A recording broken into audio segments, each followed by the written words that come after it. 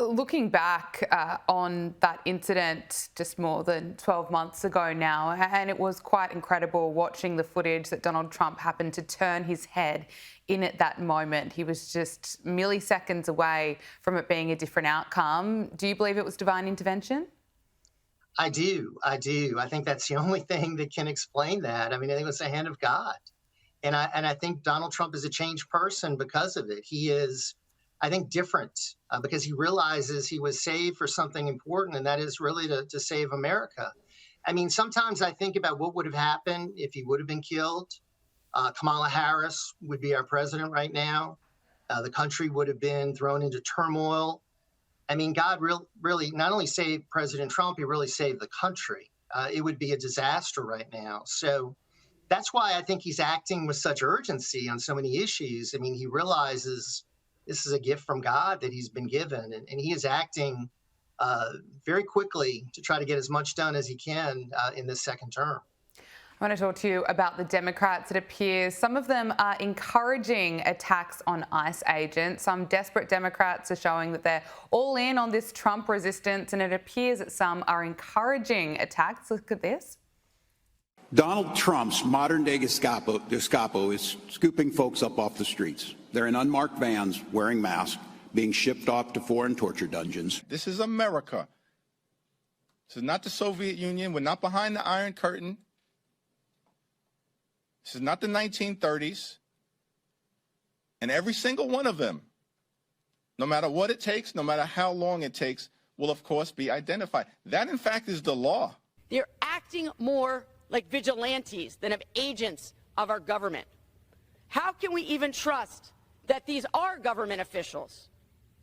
It's nothing more than kidnapping.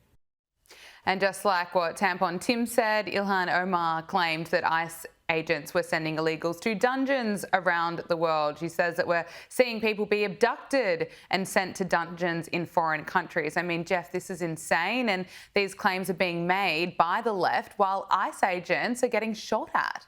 Right. It is insane. Now remember, go back to COVID. I mean, the Democrats were masking up. I mean, they were all for masks. I mean, the Democrats never met a mask they didn't love during COVID. Now they want people that are really being threatened, people whose family are being threatened, to be unmasked so that they can be targeted. And let me tell you, these leftists, many of them are deranged. Many of them do commit violence. You've seen an incredible increase in the attacks on ICE. Mm-hmm. More people were deported during the Obama administration, yet there was never an attack on ICE.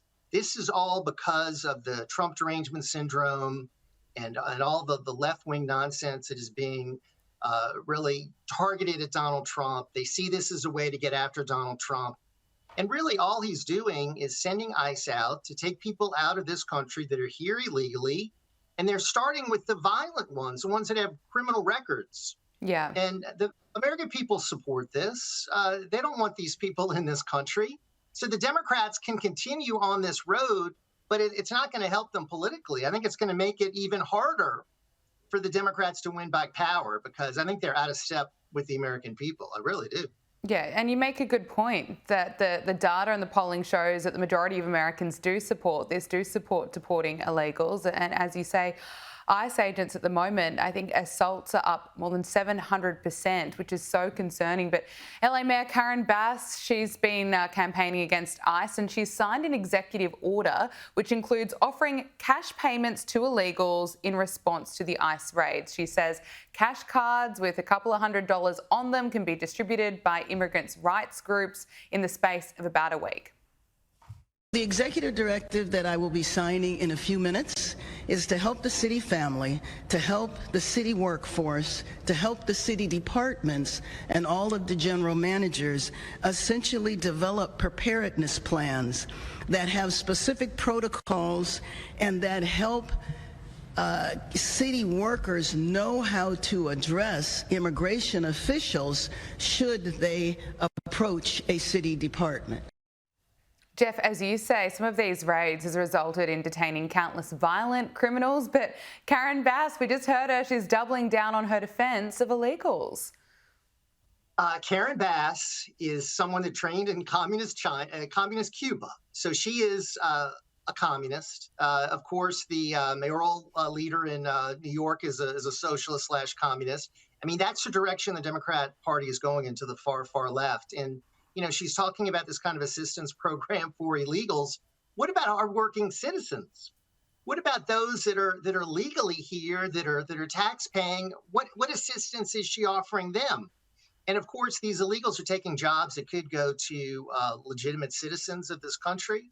And they are really doubling and tripling down here with this program of getting behind folks that are here illegally. It's amazing to me. I don't think it's going to work. Karen Bass has presided over a horrible response to the fires, the riots that occurred a few weeks ago. Now she's doing this kind of a program. She's trying to really usurp what the federal government has a responsibility to do. Cities have no right to get in between what ICE agents are doing. That's not the role of a mayor. So it just goes to show you the split that we have in this country between the two parties. And I think the Democrats are just moving further and further to the left. I don't think it's going to help them. I really don't. I want to talk to you about an Australian story that is making headlines around the world. The e-safety commissioner here, known as Karen, has been pushing to have children banned from YouTube. Now, it has been revealed that Julie Inman-Grant's office actually published several children's cartoons to YouTube as part of her own social media publishing strategy. Only you have the power to protect your personal information. You know what? You're right. I'm saying no to Jeddah. I'll be careful who I share my personal information with. It's a good thing you're so responsible, Wanda. Well, it is my greatest power. We all have the power to be responsible. Protect your personal information. And if you're still not sure, ask an adult you trust for help.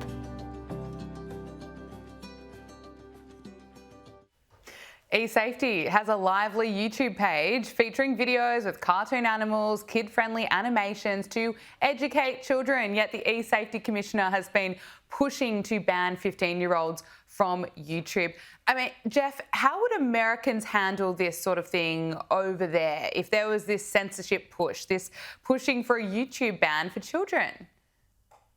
It would not go over well. I mean, this is a country that has a First Amendment. Thankfully, efforts to try to censor Americans have not gone over well. You saw it during COVID. There was a pushback.